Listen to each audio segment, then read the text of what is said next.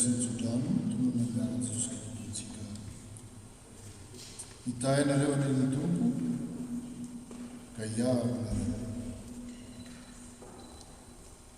ampamirapiratra ny taviny aminareo an'ilay tompo ka hiatra nareo anandratra ny taviny aminareo ny tompo ka anomenareo fiadanana. Amen. Voninahitra an'Andriamanitra sy zanaka ny fanahy-masina izay hatramin'ny indrindra ka ho mandrakizay. Amen. Mandana fiadanana ka manompo.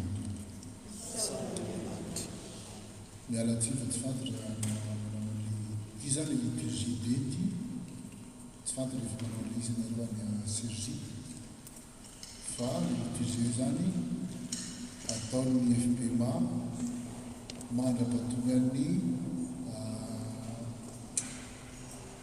synody manaraka rehefa tiatsika dia milanina amin'ny synody manaraka fa azo atao vita anatin'ny adiny ray latsaka ary itiana izy be mitaneny lavabe loatra lianaka rehefa tsy concentré dia lavabe izy fa dia izay zany natao azagaga fa dia FPMA iatsika hitahitoko nareo amin'ny zavatra missionna mitompanareo rehefa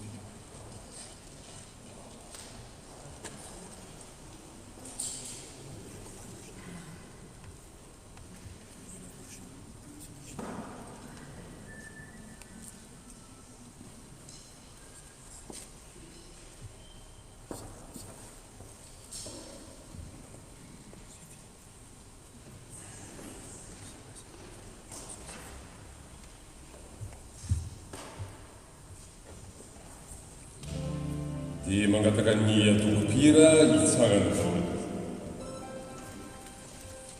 dia afaka mandroso amin'ny